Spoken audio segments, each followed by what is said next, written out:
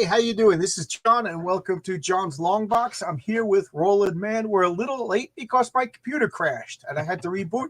My computer is dying a slow, torturous death. It might be time to actually buy a new computer. So there you go. How you doing, Roland? Haven't seen you in a while. I am doing well. No, thank you for asking. How you been? I'm good. I'm happy. I got a campaign going. Hit 4,000 so far. I'm so excited. Yeah. Sweet, nice. Congratulations on that. Yeah, there you go. Those of you, Heroic Tales. It's a love letter to Blue Sky superheroics. It's a good guy you could root for. Bad guys that are just bad. I'm trying to recapture that glorious Bronze Age Marvel feeling that I'm sure everybody sitting watching this understands what I'm talking about. Yeah, absolutely. And your comics have that look too. Very much so. Yeah. Yeah. Very much so. Yeah. And speaking of which, you have a. Yep. That's it right there. That's it. Silverline Team Up 1 and 2 site that I've been singing the praises of. Luke Stone, the owner of the website, he's one of us. He's a comic book guy. He doesn't let his politics get in the way. No shadow banning. No, he has reasonable. I don't want to say demands, but he has reasonable. You just meet his standards. Guidelines. Yeah, guidelines. I could think. Yeah. I'm here to help you, man. Yeah, thank you. Wipe my mouth. Wipe the drool off my beard. Yeah, he has. They're very clear. Yeah, and and they're very and direct, and they make sense too. Yeah, nothing out of the blue. Nothing bizarre. Although, did you have to send him nudes? I thought that was weird, but whatever. No, but that's because he doesn't live very far from me. So,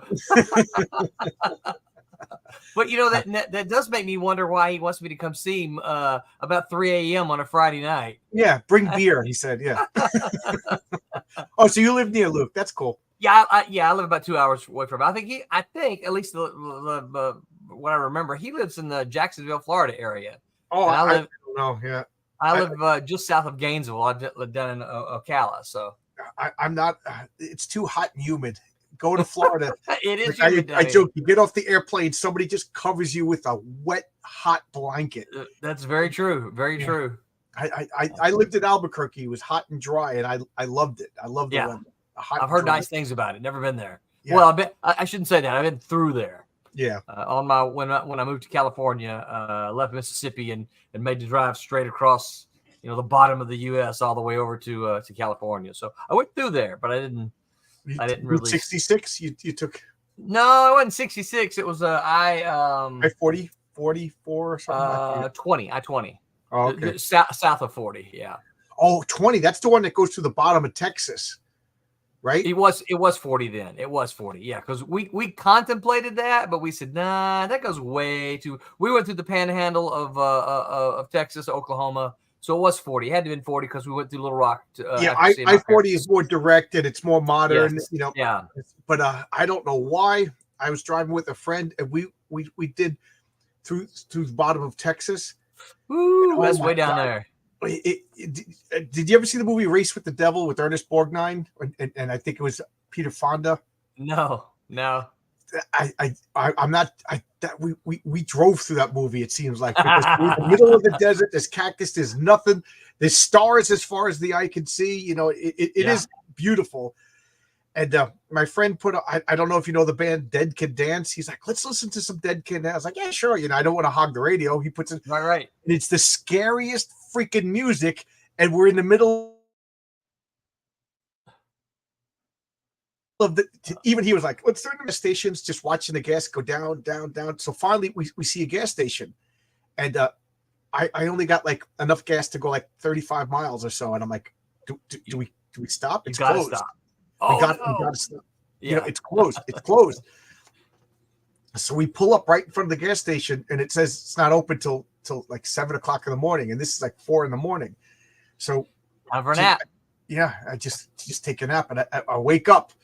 We woke up around 8 or so, and I'm like, oh my, and there's people just hustling and bustling because we didn't want to disturb you. There's always people sleep. I'm like, if there's always people sleeping, why don't you have 24 hours, but we're not in New York anymore. It was, and it was funny because like as we pull over, my friend busted my balls. He's like, I think I see Ernest Borgnine over there because that was the racist devil. Ernest Borgnine was the devil with the and then he stabbed a girl, and Peter Fonda was in an RV, and all the lights were off, but he opened up the curtain, and they saw the light. So that was the rest of the movie, them chasing Peter Fonda and the motorcycles versus RV throughout the Texas desert. Oh, that's funny. Oh I man, look that one it's up. all funny, but at 3:30 in the morning in Texas when your friends listen. If anybody knows the band Dead Kid Dance, you know what I'm talking about. It's like creepy chanting. Oh my god! It was like, and then it took 2 days to drive through that. That's what I've heard. Yeah, we were driving, and I mean it was fun. We this was college, so I'm like, I'm tired. You got to drive. He's like, nah, I'm tired too. Let's just pull over. So we're like, all right. So we see an exit. We make a right. We pull in off the road. We don't want to be bothered by cops or people driving by. So we pull over. Nice secluded. There's woods all over the place. This is a good spot. Take the blanket, put the seat back. And I wake up to the sun in my face. And I'm like, oh, and he's waking up at the same time. The angle. We were parked on somebody's front lawn. Oh no. We didn't realize it, but there's a house right there. There's a pickup.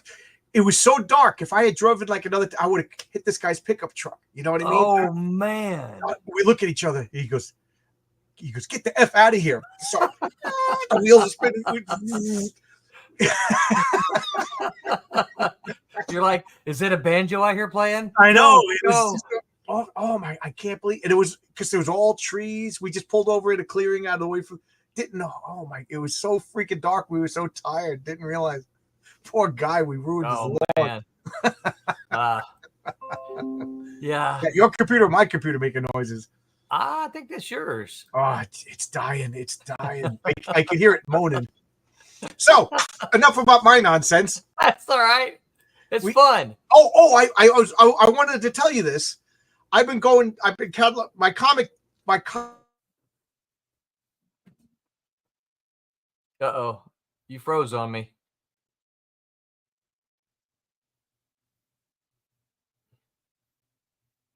We are still live, so I'm assuming John is going to be back just as soon as he unfreezes. There he is.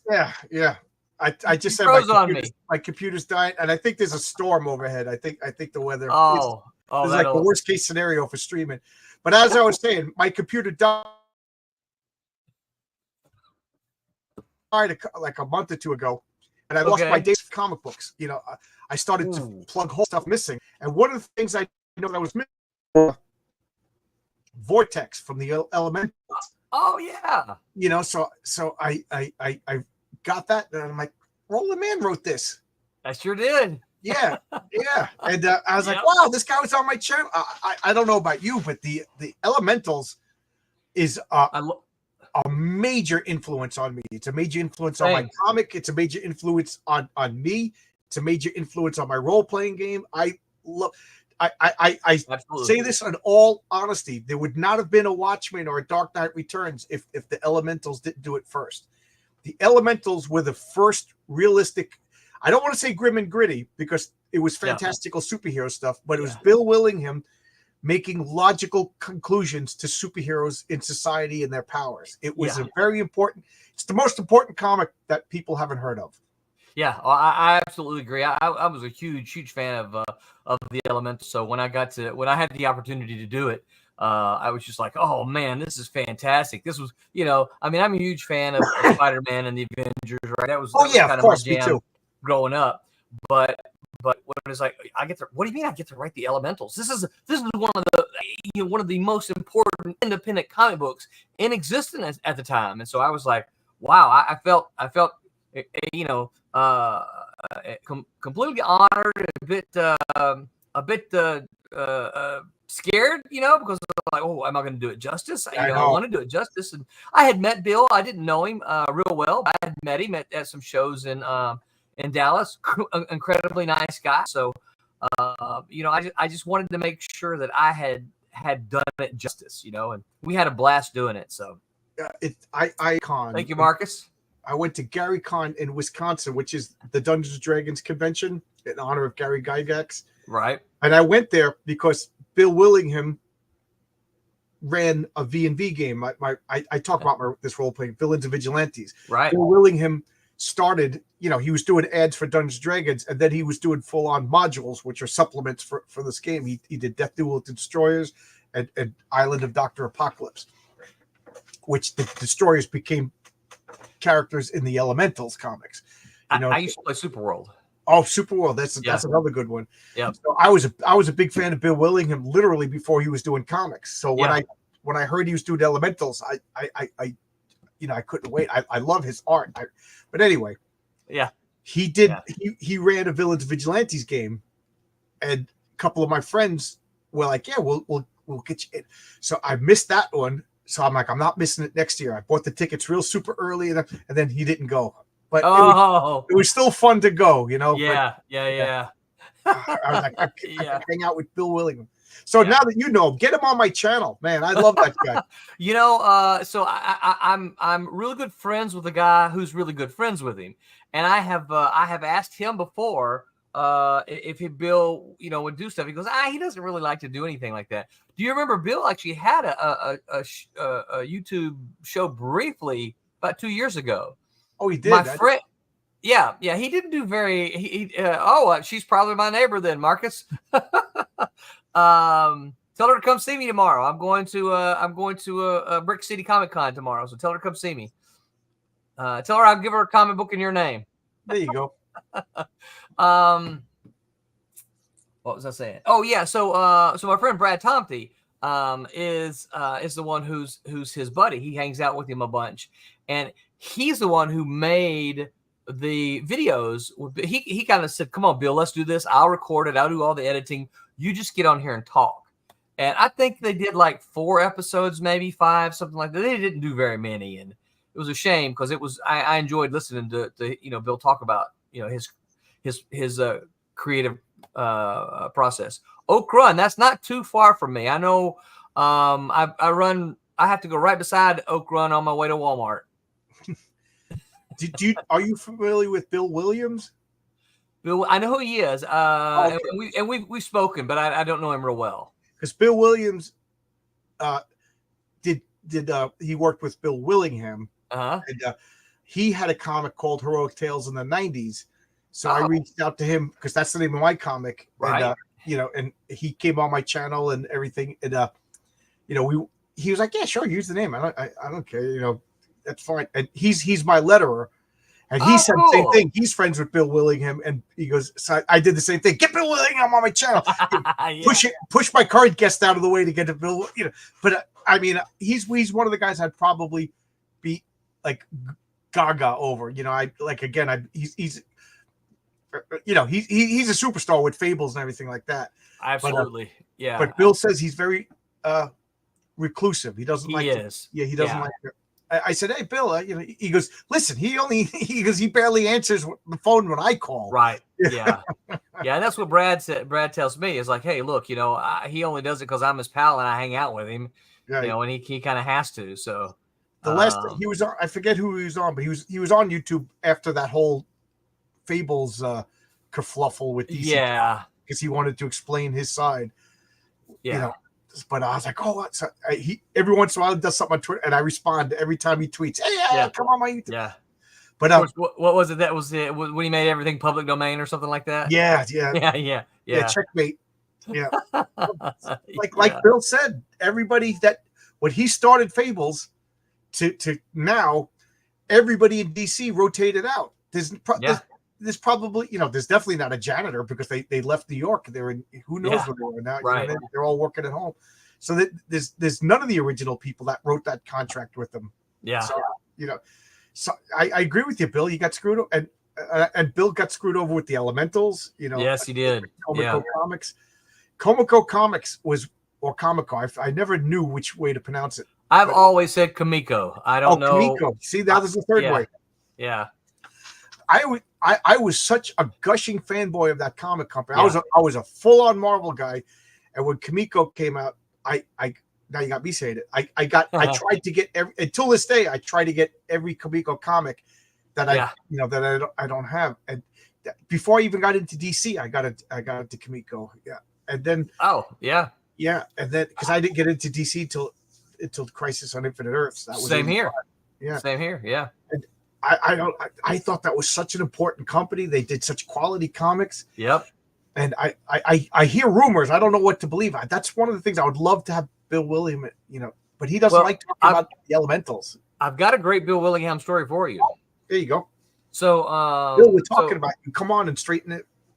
So this was something that I heard him tell in person. So, this, of course, you got to remember all of this was done during the days of fax machines, no internet. Everything was done by phone calls and mail and everything like that.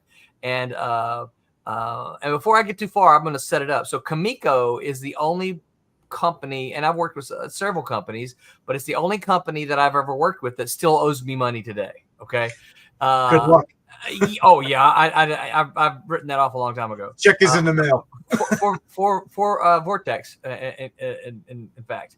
So they're the only company that owes me money, and that's not. I'm not saying that people pay me lots of money, but if somebody says, "Hey, we're going to pay you $20 for this script," well, you expect $20, Right. But anyway, so we heard Bill Willingham. We were talking to Bill Willingham about some of this, and he goes, "Yeah, they owed him money," and he had called them, and Andrew Rebb told him, who was the guy who was, that he said, "Yeah, the check is in the mail." Bill Willingham waited. He goes, "Yeah, the check is in the mail." Bill Willingham waited. He goes, "Yeah, the check is in the mail." He just kept putting him off and kept putting him off. So Bill Willingham, I think he's located down in Oklahoma somewhere at the time, right? Maybe Texas, I don't remember. Gets in his car, drives to Chicago, goes into the office and says, "I need my check." And he goes, well, give us the next book. And he goes, "You're not getting anything from me until I get a check." Right. He goes, or till I get my money. And he starts to write him a check. And Bill Willingham says, no, you have to pay me cash. I don't trust your check, And I don't remember how much. If he said to us how much it was, I don't recall the amount. But it had to be at least $1,000, something like that. Something worth driving. Yes, right. And so Andrew Rebb says, "Well, I don't have that kind of cash." So Bill Willingham reaches down, grabs a fax machine, yanks it out of the wall, and says, "Okay, I'll take this then." And Andrew Rebb's like, No, you can't have that. We need the fax machine. He says, "Okay." He goes, "We'll get your checkbook, and we're going to walk to the bank. You're going to cash the check, and you're going to hand me cash." So Andrew Rebb and Bill Willingham are walking down the streets in Chicago towards the bank. Bill Willingham has a fax machine under his arm. That is awesome. So, yeah. He was also a professional poker player for a while. Oh, I didn't know that. Yeah, that's what his comic Proposition Player is based on. That's what he wrote in the letters page that he played poker for a while. He was not like one of those guys that you see on CNN playing cards. Right, yeah. But there's an actual word for what he did, and it's escaping me. But he was actually paid by the casino to play poker with other people. Really? Almost like try to get keep playing. Yeah. If a guy's playing too good, you kind of just play to mess him up. Yeah, They're called proposition players. He goes, and you get to keep your winnings plus a small salary. Really? So like if you're ever in a casino, I'm not a gambler. To me it's just easier to give you money. It's easier, cheaper, and then we'll go to a comic store, get it. You know what I mean? But so I'll play poker with my friends, but I'm not going to Vegas to gamble with people. No. Whatever. But a proposition player will sit down at the table, talk to you, chit chat with you, maybe get you he sees you have one card or whatever, you're gonna get hit, so he'll take two cards even though it's the wrong thing to do to try to mess. You know what I mean? That's yeah. And when I heard about that, and I never heard of it until I read that comic Proposition, I was like, how mean, Yeah, right. You know what I mean? The house always wins, and they actually, it's so underhanded.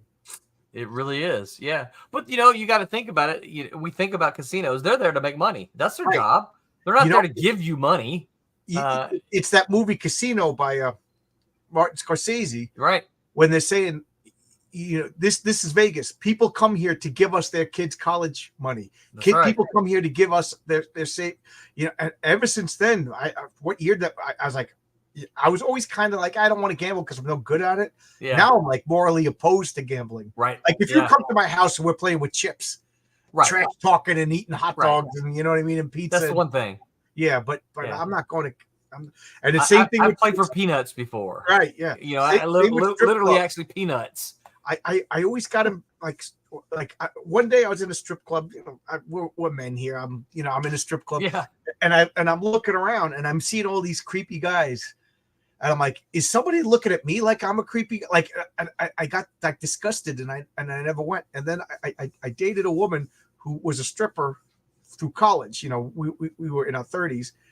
And she said, and I'm all liberal. I'm like, yeah, it exploits women. And blah, blah, blah. And she goes, exploits women? She goes, where's the money going? It's out of your pocket into my pocket. Yeah. And she basically said the same thing. She goes, you come to the strip club to give us your mortgage money. You give us your savings money. You give us your kids' college funds money. Who's being exploited? She goes, and then we go in the back room and we laugh at you. You know, that was 25 years. It's not like I went this, but you know, I got this. Why are we talking about strip clubs?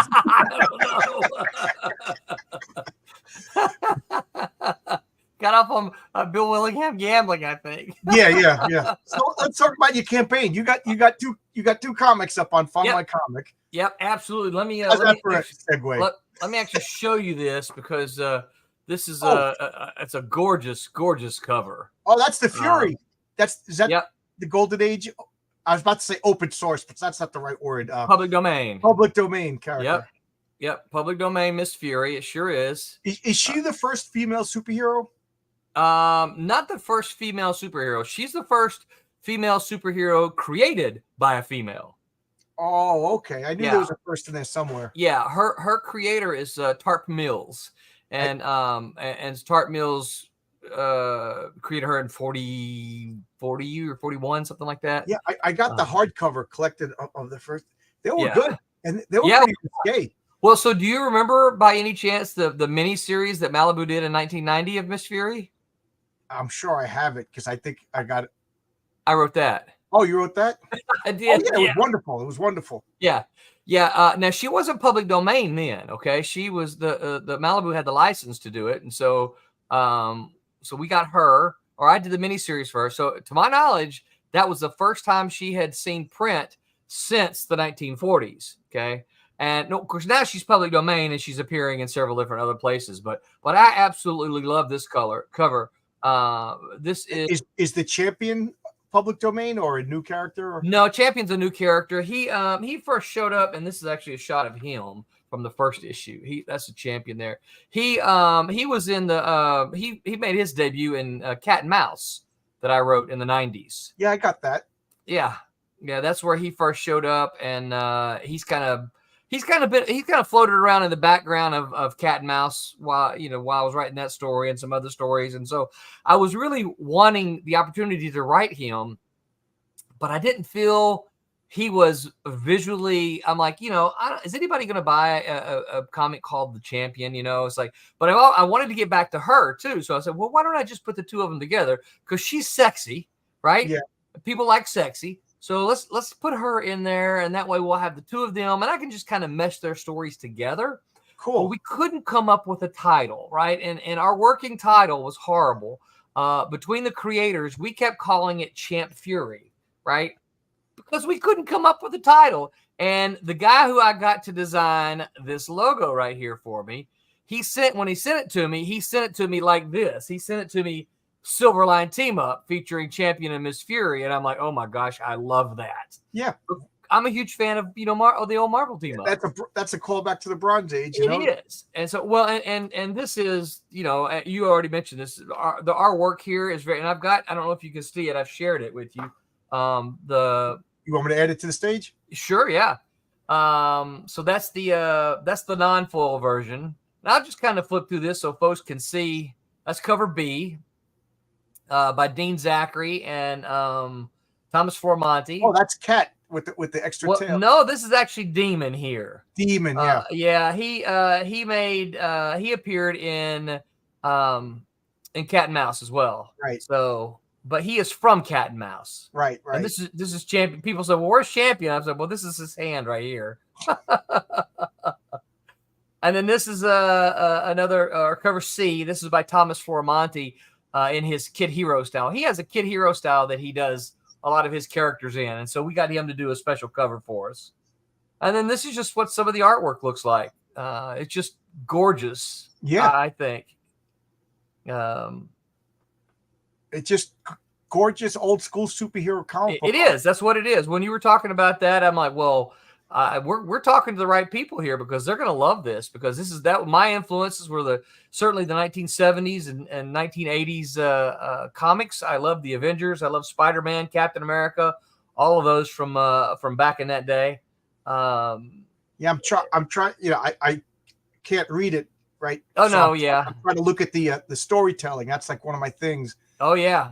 Pete's good. Can I figure out what's going on? Because I feel that's like in a lot of modern comics and even indie comics, the storytelling is really bad. I agree 100%. But this, I could follow the story.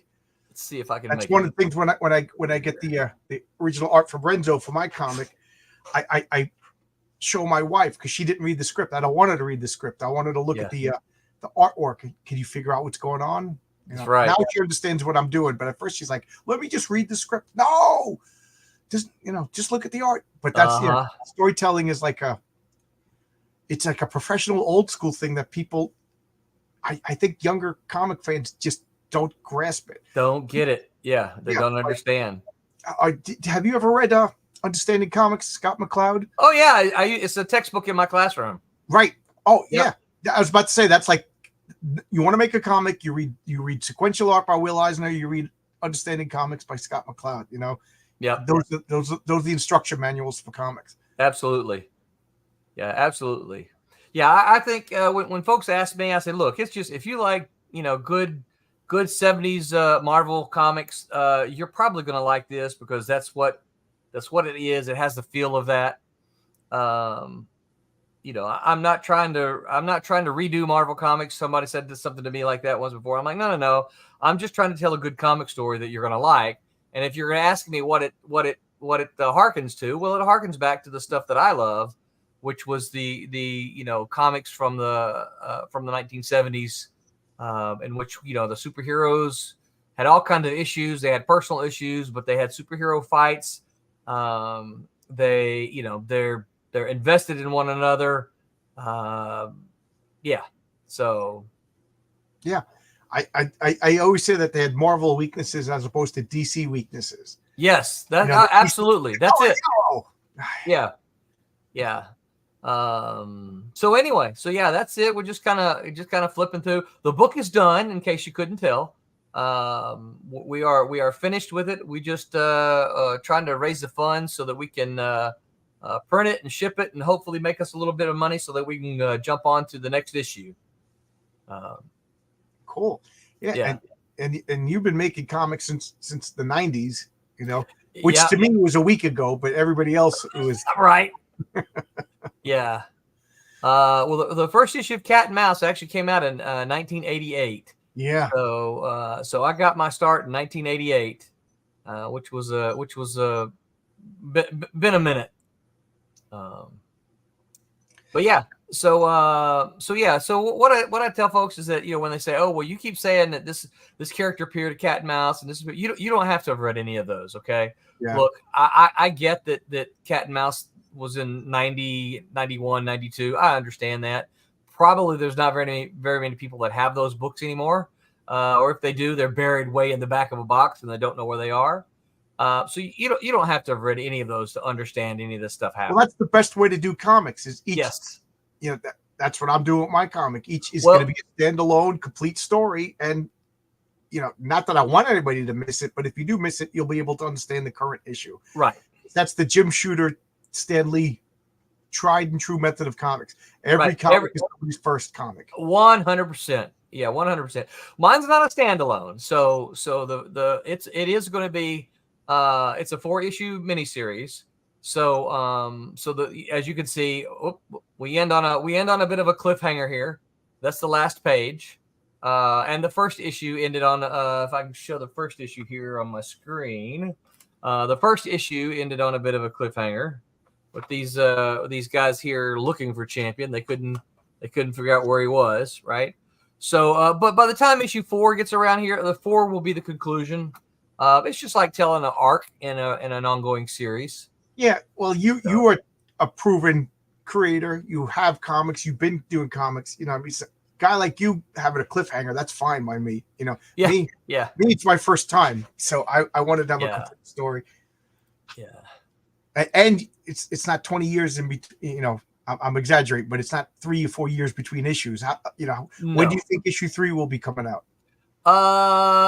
You know, I'm hoping next year. Okay. Yeah, a lot of it just depends on Pete. Pete has got he's our penciler. He's got a new baby. His new baby has kind of disrupted his schedule a little bit, as you might know. So so the last time I talked to him, he said I haven't done much more than, and he's got the script for number 3. Okay. But he goes, I haven't done much more than layouts. So and so my thing is this, the way I pitch this, if we can raise some money that we can get a little bit of extra, that'll certainly help Pete get to moving on number 3. Yeah.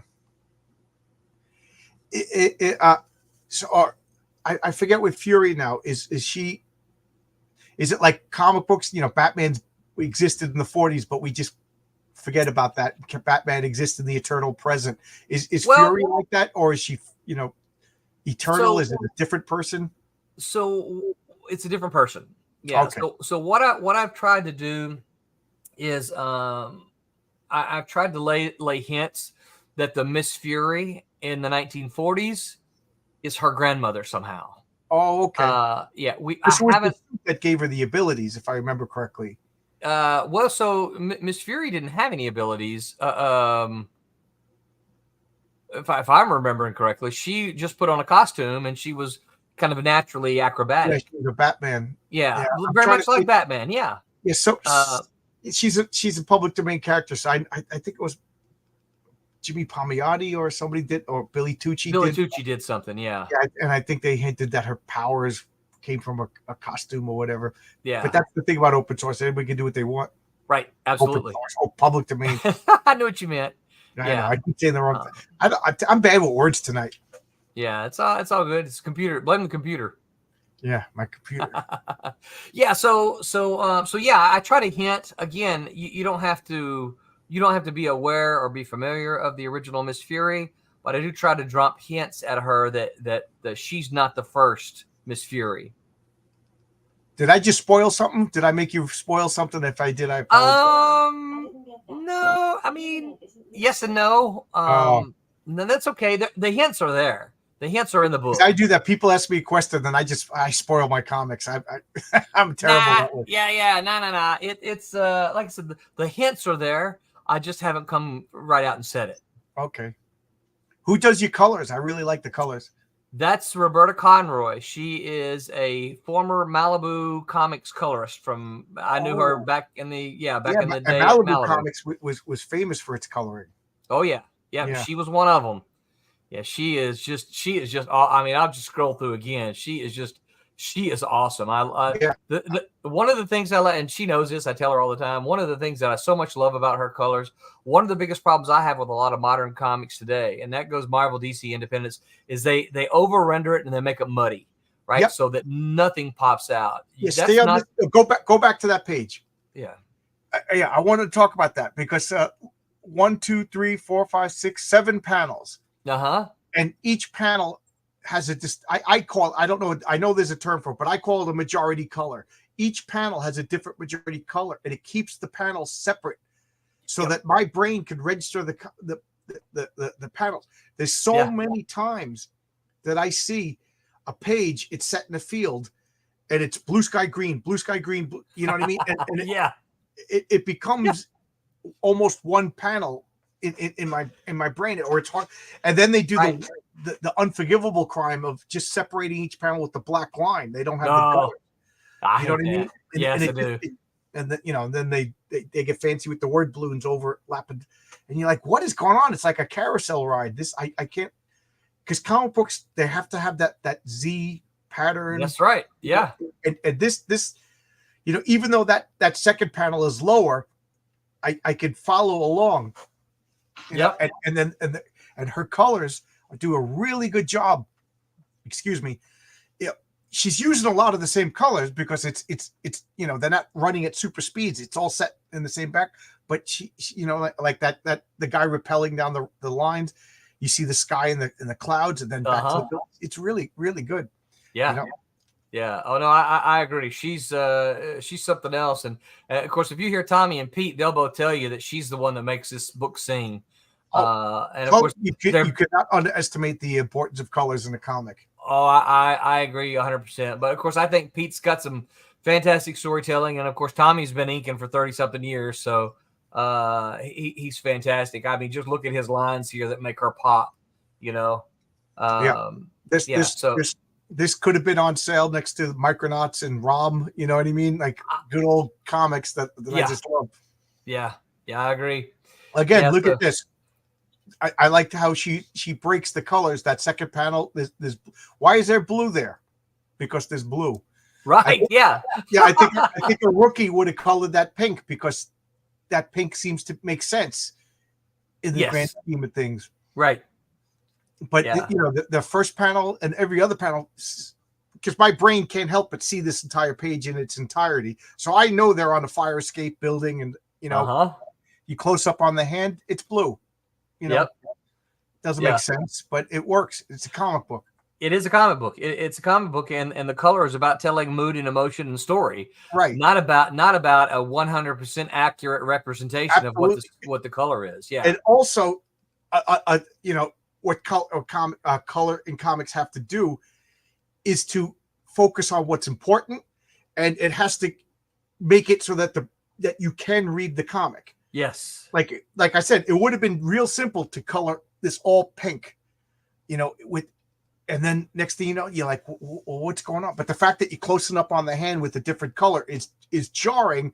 So that tells your brain, this is important. I got to focus on this. Again, I'm not reading the words, but I'm figuring out what's going on because colors do give you a clue of this is what you're supposed to feel, guy. You know, absolutely. This is what you're supposed to focus on. Yeah, and I think a lot of the modern colors, like you said, oversaturated. Yes, absolutely. Maybe they want to show off too much. I agree. So, John, I need more people to go back it. We're almost funded, and you know, we've got almost 2 weeks, or we can okay, 2 weeks, I think. Yeah. So we've got time. I don't doubt that we're going to be funded. That's not what I'm saying, but this book, look, even if you look at this book and say, well, I don't know if the story's any good. Okay, I get it. You don't know the story is any good. I'm the writer, so I'm going to take myself out of that equation. This book looks good enough for you to go back. Yes. You know, anyone listening to this book looks so good for you to go back. And I'm telling you, Peter Clinton, the penciler, he is going to go places. This guy needs a little bit of mileage. Right. And I've told him the same thing. He needs a little bit of mileage. He needs a few more pages under his belt, work out some of the cobwebs. I don't mind him doing that, working with me, you know, and he's a very, very gifted penciler. And, you know, I'm glad he's working on a project with me. So, right. And what's the price? His price?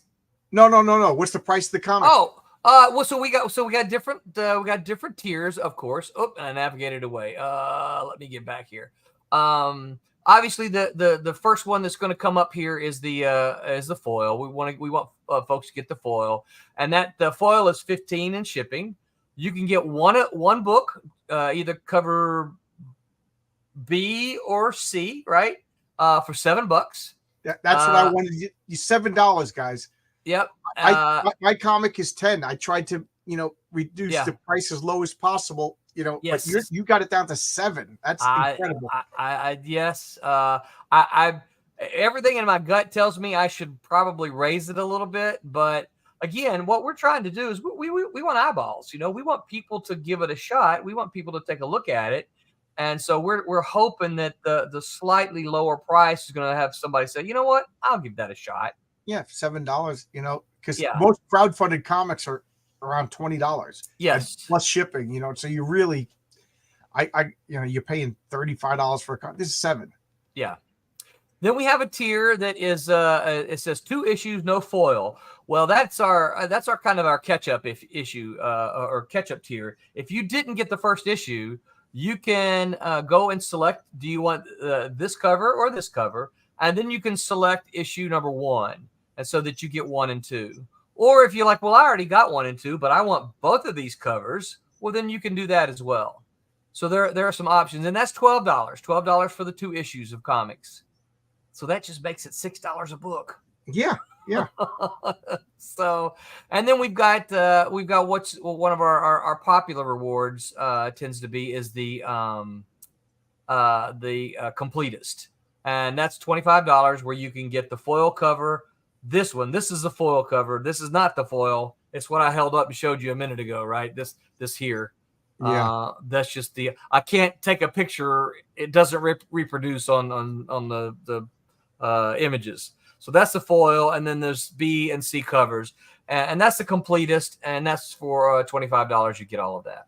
That's a great price. It is, and we've got also for the their digital rewards if folks want to do digital, but we've also got a lot of original art available for the original art fans. That's kind of how we got up here. We got a couple of original art fans who support us, and so they went in and there's still a lot of matter of fact, I think the inks for this cover are still available. It's and let's check this out. It's $150 for the original art, for the original. Yeah. So, and you can get a lot of Pete's pages, his pencil pages, for I think $50. So, steal of a deal for original art. And I've got some of your Silverline. I got your last campaign. I'm a big freak on the way the comics feel. They feel like real comics. They're great printing. You know, I got to ask who prints them. Kablam. Kablam prints them. They sure do. Because I'm still not 100% sure who's going to print my comic yet. Yeah. And well, I'm your comics are in this pile. It's going to be teeter if I pull on it. Yeah. So Kablam, this is just my proof copy of this. So I can't show you any insides because it's not my book. But yeah, so Kablam does just about everything for us. We are super, super happy with Kablam. So I'm going to give Kablam a little pitch for, I know there are a lot of other printers out there, and I'm not trying to disparage any of them, right? Kablam's been around for almost 20 years now. I know both of the owners, the co-owners. These guys make comics, right? They make comics themselves. So they're not just quote unquote printers, right? It's not just a couple guys that run a print shop. These guys are comic book creators themselves. So when they're printing the books out, they're like, you know what? If this was my comic, I wouldn't like this. I wouldn't want to see this happen. Right. And so their quality control is fantastic because they're comic creators also, and they watch it. So that's my sales pitch for Kablam. And they don't pay me to do that. Well, you know, I love the way they look. Me too. They look how comics are supposed to look. They feel how comics are supposed to look. You and Alterna make great. I'm just talking about tactile, right, and olfactory, the way comics are supposed to look, feel, and smell. You know, a lot of the crowdfunded comics, like the material is great, but I'm talking about just the printing. It just doesn't look right to me. So I'm not 100% sure of who I'm going to go with. Yeah, you know, Comics Wellspring is great. Kablam is great. You know, they're both really good. And then somebody told me another one, Mix 'em. Yeah. So let me encourage you to do this. So one of the things that Kablam does that I don't think the others do, or at least they didn't when I was looking, they might do it now. You can upload your book, follow their specs, and you can order one copy. Yes. You can order one copy before you commit a large budget to printing books. You can order one copy so you can see what it's going to look like. Consider it your proof copy, right? You order the proof copy, and then you look at it and you say, no, this is not what I want. Guess what? You've only printed one copy. You're not obligated to anything else. Yeah, that's a good idea. I know, certain of my friends, they like Kablam. Certain of my friends like mix them, Yeah. whatever. And they all say that they're very friendly and they're all very helpful. Yeah. And they'll but I like what you said. I probably will just do a proof copy of all these guys. You know what I mean? Yep. You only get one chance to make your first comic. You do. And I want the bells and whistles. Yeah. Yeah. And get them. You should have another sale. I was just buying your comic. Oh, thank you so much. I appreciate that. Yeah. Yeah. I've been buying your comics since 1988. I got the first Cat and Mouse #1. Sweet. Yeah. I got the second Cat and Mouse #1. Yep. Yeah. So I'm actually working on another one. We're getting pretty close to finishing that one. It's being colored by Roberta right now. Cool. And when we do that, I am hoping that I will have the first volume from the 90s ready to do as an omnibus. And I'm thinking that I haven't decided yet whether I'm going to make it available any other way other than the crowdfunders. Like if you want the omnibus, you got to get the crowdfunder. Yeah, that's kind of what I'm thinking right now. Or I might do 2 covers with it. And oh shoot, I had mock-up covers earlier, but I put them away. But and then I'll offer one at the crowdfunder, and then maybe just one from me. Yeah, I haven't decided that yet, but I'm very close to finishing work on because part of the problem with the first volume is that I didn't have access to the original artwork anymore, right? I mean, this was 1990, 91, 92, and so I didn't have access to the original artwork. I had all the issues, of course, but I knew the top 3 Cat and Mouse art collectors. And so I just reached out to them and I said, hey, can you give me a high-res scan of the artwork that you have in your collection? And every one of them absolutely did it. I got scans, and I got scans of more than half of the art from the series. And for the others, I had to scan the issues. And so, I'm scanning, comic book pages. And so we've got to go in and kind of digitally remaster those a little bit. Cool. And that's kind of what we're working on now. And so I wanted to have it finished last year, but it's taken me longer than what I thought. So hopefully by the time the next Cat and Mouse comes around, I'll have it done. It's funny because there's a comic book project that just scans comics, to almost like a Gutenberg press. What is that? All the books will be available. Yeah, the library. Yeah, but I'm trying to remember. But they reached out to me because I have Millie the Model #1, and that's one of the issues that they're missing. Really? Yeah, and they said, "Would you?" So at first I thought it was a scam person, so I ignored it. You know what I mean? You don't. Am I getting scammed? What's going on? So the guy's like, "Listen, I'm not a scam. You can check me out." And I feel like a bad comic book person because it's been a year since I got that email, and I still have. I don't even know how to do it. So it's your fault no one can read Millie the Model. Well, I did a video of it. You can watch my video. Yeah, it's I think that's my oldest comic, 1940. Wow, that's impressive. That's very cool. Yeah. So I want to ask you, since you worked with Malibu Press. Sure. I hear all the story. Like, did Marvel buy them and bury them? Like, is that what literally happened? So, all right. So the truth of the matter is, it was not a malicious, we're going to buy Malibu to bury them kind of thing. Right. They bought Malibu simply to keep them away from DC. Right. That was it.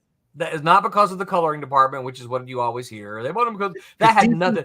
DC had a reputation of buying up other comic book companies, right? And so so DC was actually preparing to buy us, right? They had been doing due diligence. They had their attorneys and accountants in the offices for about 6 months. They were going through our books, going through our process. They were doing their due diligence. Marvel got wind of it, and then within 2 weeks, they purchased us out from under the rugs, of DC, just to keep DC from having us, right? So that's the reason they bought us, not to buy it and kill us. That's why we heard. Yeah, the reason they killed us is because they were losing money and they were going bankrupt, and so they got a new president in, right? And he said, "Well, what did the last president do? The last president bought Panini stickers, kill them. He bought Heroes World, kill them. He bought Malibu Comics, kill them." And then that way he could tell to all the stockholders, look at me. I am trimming the fats, right? So it wasn't malicious. I never felt it was. I mean, sometimes you get fired, you kind of feel it's personal, but I never really felt it was personal. I was literally just a line item. We need to get rid of this number right here, right? And the day that I lost my job, so did 200 other people. Yeah, because the two rumors I heard was they bought it to kill them, and then they bought it to acquire their coloring process. No, neither of which are true. Okay. And of course, the year that I lost my job, it was just a few months later that they declared bankruptcy, right? So they were already, and the truth is, Malibu was headed down that path as well. The Marvel purchased, infused, allowed Malibu another year and a half worth of life. So, does Marvel still own Malibu? Yes, they do. They still own it, every bit of it. Everything that Malibu owned, they own. Yeah, so they could make a Prime movie. They could. Yeah, they absolutely could. They could make Prime. They could make Hard Case. They could make Nightman, Sludge. Yeah, they could make any of those if they wanted to. But your characters are yours then, right? Correct. Yes. Yeah. Mine were always creator owned. I never. Yeah, they're mine. Because I remember, trying to explain that Men in Black is a Marvel property. Yes, it is, because Lowell sold his stuff. Right. Yeah, but now I wrote The Eliminator, which I co-created with Hank and Mike Zeck. I don't own that. That's Marvel owns that. I did get a severance. I sure did. But here's my severance story. Okay. So they came in. So the day they fired everybody, I came into work and there were armed guards at the door. Okay? Oh, that's not a good sign. Yeah, no. And we kind of had so what happened is they called, our president was Scott Rosenberg. They called him to New York. The day he was in the air, remember this is before cell phones, right? The day that he was in the air, they were firing people at Marvel. We kept getting all the phone calls. Hey man, did you hear this? All these people we were getting all these phone calls. Oh, and we're like, Scott doesn't know about this. Our president doesn't know about this because he's flying, right? So he has no clue any of this is happening, which we believe was intentional. Let's have another martini. He's in a good mood. Right. So doesn't realize there's doom on the ground. So all the editorial crew, we kind of felt that, okay, today was Marvel being fired. We're going to be fired tomorrow. And so we were kind of expecting something. We didn't know what, but we were kind of expecting something. And so, yeah, when I showed up the next morning, there were armed guards. Okay. So they began to call us into the office one at a time. And they called Hank in first, and they called me in. And when I got in there, they said, well, I guess you probably got an idea. We're going to have to let you go. We're paring back because we're losing money, blah, blah, blah, blah. We're going to keep a skeleton staff. And I said, and I was a senior editor at that point in time. So I said, oh, so you're going to keep me for a few more months while everybody else. They said, well, no, we've decided to keep somebody else. You're going to go. I'm like, okay. And they had this paperwork, and they said, sign this and you'll get 6 weeks severance. And so they slid it over there, and I just kind of looked at it. It was like 8 pages long, right? So I folded it up, or I rolled it up, and I said, okay, I'll take this and let my lawyer read it, and then I'll get back with you. Now, I didn't have a lawyer, right? But I'm just like, I was going to find one, right? Or go read it myself. They said, no, you can't. This doesn't leave this office. If you don't sign this now, you don't get your severance. Now, look, I was a boy from Mississippi, moved all the way out to California to take a job as a comic book editor. Yeah, I needed that 6 week severance, right? And because I didn't know what I was going to do after that. I ultimately ended up moving back to Mississippi and going to school again. But and of course that's totally illegal. You can't do that. Yeah. But what was I going to do, right? I'm going to tell them no and then not get my. So to this day, I have no idea what I signed. I have no idea I have no idea what they made me sign in that office in 1996 when they were firing me, just so that I could get my severance pay. Yeah, you hear some shady stories in the comic book world, like in order to cash your check, you got to sign away your characters. Yeah. So yeah, that's part of what made it. One of these days, you're gonna get a guy at your door. It's time. Yeah, right. Yeah.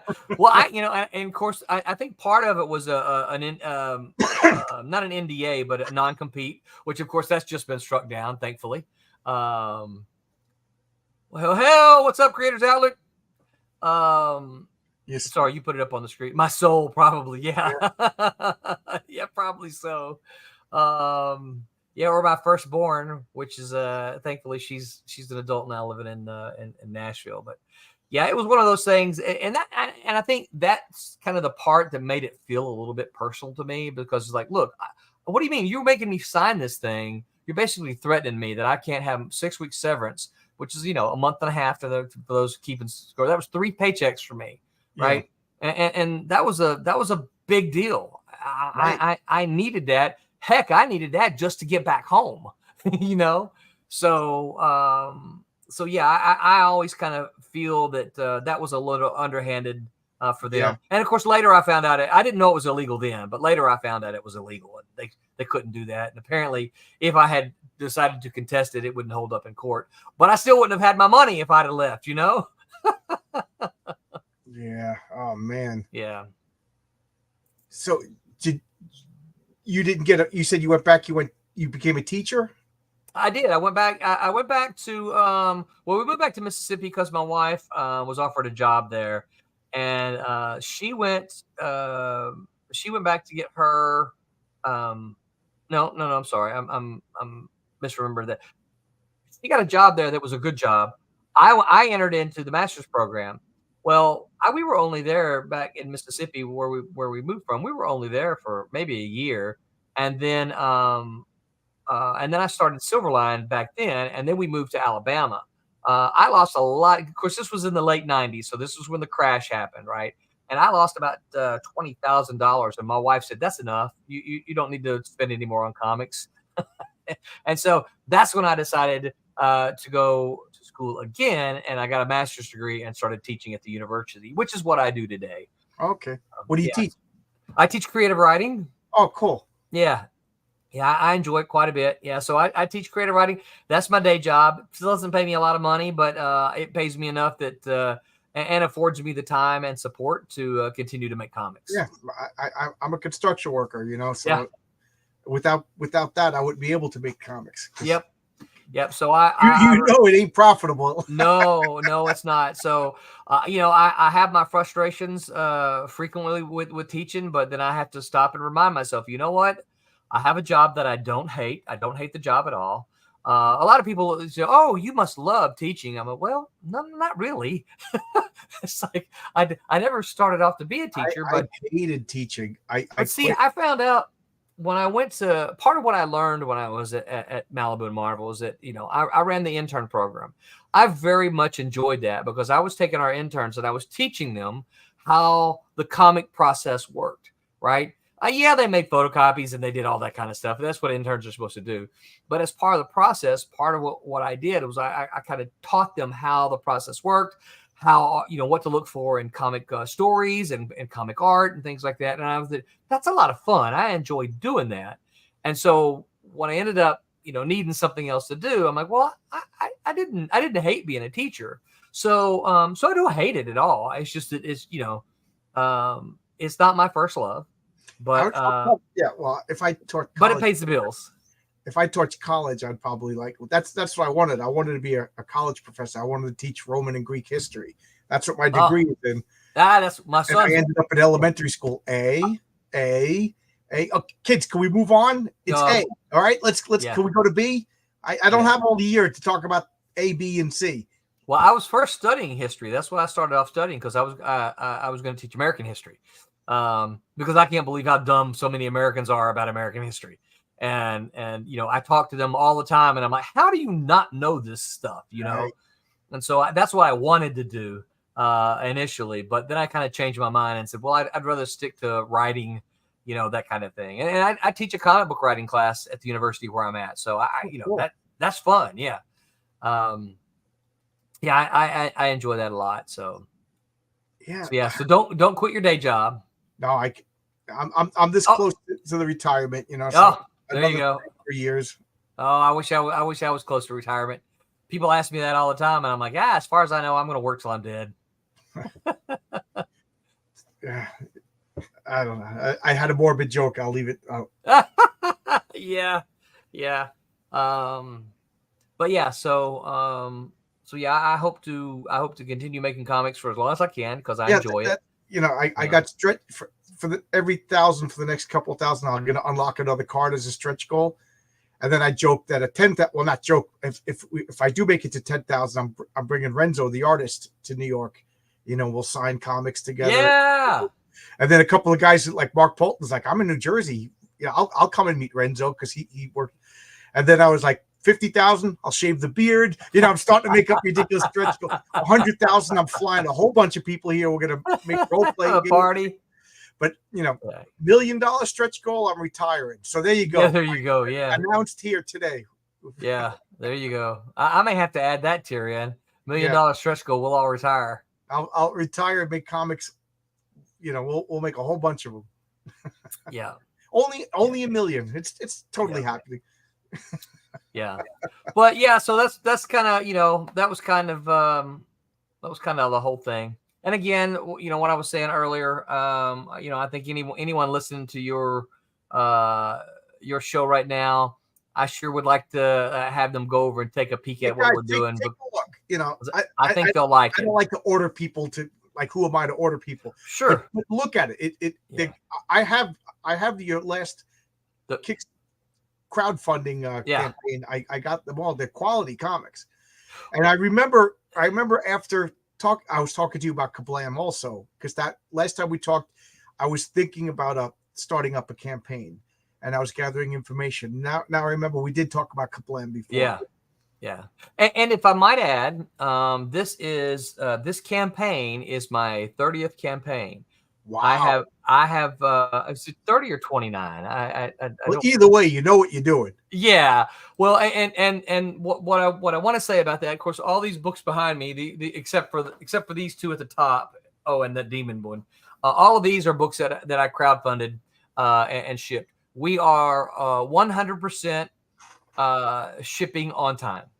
And I, you know what, I feel I didn't start off saying things like that, but there have been so many crowdfunders that have been funded and people are still, I'm still waiting on some that I back. Yeah. You know, and so we're 100, we got out of 29 out of our past Kickstarters, we're 100% on time fulfillment.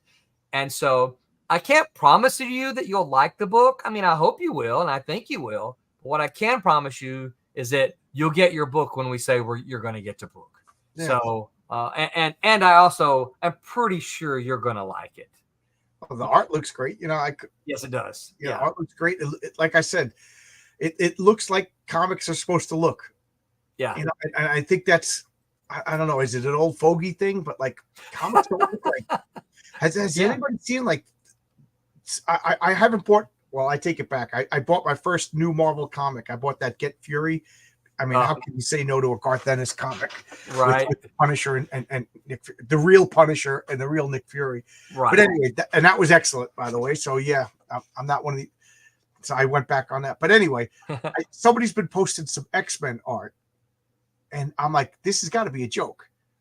It's I've seen not the X-Men, but I've seen people post stuff before, and I'm like, this is really not what Marvel and DC are publishing today, is it? But it is. Yeah, it is. To the point where I'm sure you just as much as me. Maybe you even more than me. You wanted to write for Marvel when you were a kid. Like I did. I always absolutely wanted to write the Fantastic Four. I always wanted to write the Fantastic Four, and now, like if like. John, we need you. Come to Marvel. I'm like, I don't you're a bunch of clowns. Yeah. Like you guys damaged yourself so bad that the little kid who, in the Underoos who played with my Fantastic Four toys, I still have tubs of toys. I got a full run practically. I think I'm missing 2 issues of the Fantastic Four. Wow, nice. And I don't want to write it anymore. Like I used to I had stories loaded up, ready to go for when Jim Shooter calls me up. John, quick, grab your pencil, grab your coat. Yeah. Well, I will tell you this: when folks read this issue, they will see the demon character that shows up in this issue, they will see if they're a classic Spider-Man fan, they will see the influence there. It's not Spider-Man, that's not what I'm saying, but you'll read it and you'll say, okay, I can see how the character and the personality of Spider-Man influenced his character. Absolutely, 100%. Yeah, when you read my comics, you're going to see, okay, as much as I was a Marvel guy, there's Superman. Issue number 2 is going to have some Kirby influences. Yeah, like that. It's obvious Kirby, but paradoxically, as much as I'm trying to make Blue Sky superhero story, there's a lot of Elementals influence in my comics. Yeah. Well, you can. I can't. Those comics sunk into me so much. First off, I don't want to get rid of the influence, but I couldn't get rid of them even if I wanted to. Right. So let me ask you a question about your campaign, if you don't mind. Sure. I noticed that because I just went over and peeked at yours while we were talking here. I noticed that you 98 days to go. So how long was 120 days total? Yeah, I meant to do 2 months and I hit the wrong button, so now it's longer than I wanted to do. If you want to, okay, I was going to ask you what is there a strategy behind that? I've never seen one I don't so know long. Okay, no, I wanted to do 2 months on Fund My Comic, but I think Luke has like a 3 months. If you do like a 3 months exclusive, you get a lower percentage. Yeah. So and I love those kind of things. So I think that's what I'm doing. Is that what my campaign is? 3 months? Well, it's more than 60. It's more than 3 months because there's 98 days to go. Right. Yeah. So you've already been doing it 21 days. So that's what I've said. I think you're 120 days. That's more like 4 months, isn't it? Yeah. So it's 4 months. But I think after the third month, I'm going to do because I have the Pat Broderick cover. Only way to get that is on Fund My Comic. Nice. Because I wanted to give something to Luke, as a means to get people to go. Yeah. And then I have a Michael T. Gilbert cover that I didn't reveal yet. Nice. That he, for those of you who don't know, he drew Mr. Monster and wrote Mr. Monster. Great guy. I love his cover. It's more humorous, more fun because that's what he's known for. And then I have a Mike Gustovich cover. Yeah, so nice. I have one cover for each of the Justice Machine. Yeah, Justice Machine. Yeah. And I'll tell you, Mike Gustovich is better and better and better. This is a guy that he's a little upset with the comic industry, and that because I think he made it known that he wanted some work, and they didn't hire this guy. This guy could outdraw 90% of what's working in the professional comics field. And he's an old timer, so I don't think he's knows about like crowdfunding and stuff like that. Like when we talked, he was kind of interested in what I was doing, and he's doing work for RJ over at the Fourth Age. Oh, nice. He has a comic called The Valiant Heroes, and I think he's doing a lot of the inks, but he's also I think doing the pencils for the Rampaging Thor.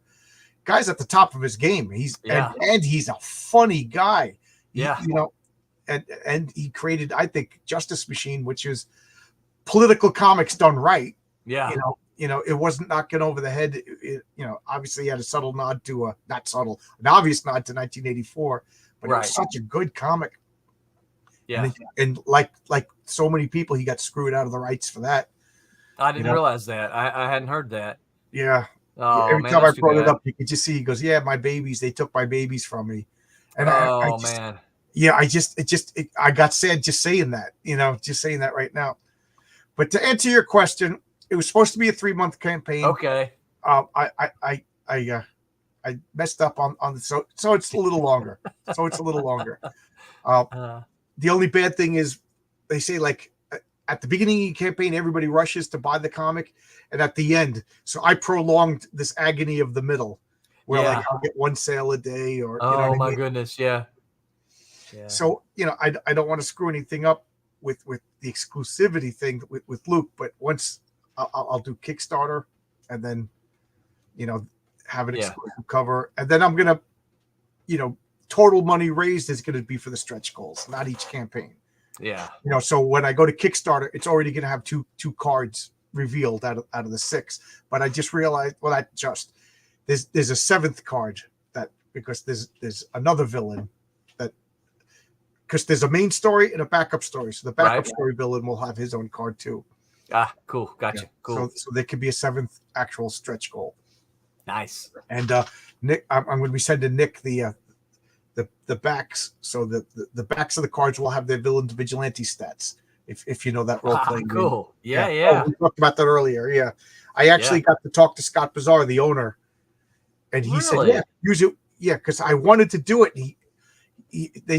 People say he's flaky. You know, he just So I was emailing, and then I said, let me email one more time, because I was just going to make up numbers like, hey, his strength is this. That doesn't mean anything. It's not a game. You know what I mean? But right.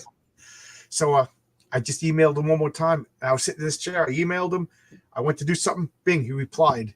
And he said, "Be my guest. Any publicity is good publicity." You know what I mean? Yeah. It's funny because one of our stretch goals for one of the issues of Cat and Mouse was to release Super World character sheets. Oh yeah, for them. Yeah, I can't remember. Someone sent them to me, and I wish I could remember so I could give them credit. But someone sent them to me. They had done some in their game, and so we used those as stretch goals. So that was your game, Super World. We played. I played V&V a little bit, and we played Champions some. But we played Super World nonstop.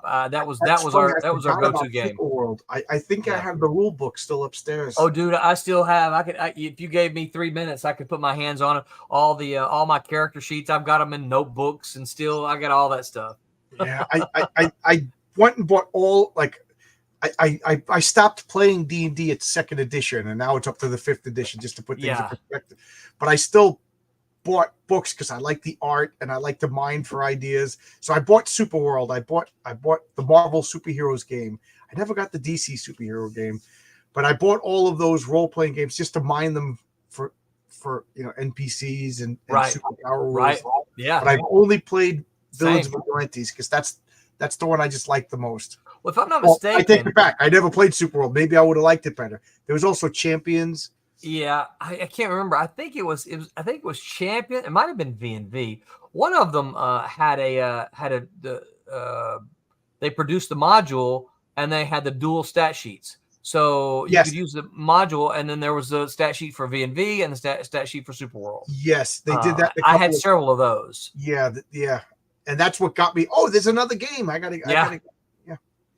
So, anything you want to say before we close this up? No, thank you for having me. I appreciate it. Always happy to talk to you. Always happy to talk about Malibu. I know I tell people a lot of times that was one of my favorite parts of my life. I had a great time out there. It was a great crew of people. And yeah, if whoever's listening to this, give me a chance. Go look at my crowdfunder. Check it out. Take a chance on me, and I hope that you won't be disappointed. Yeah, I backed. Thank you. I'm easy though. I'm what do the hobos say? I'm a soft touch. Yeah. Well, I appreciate it very much. Yep.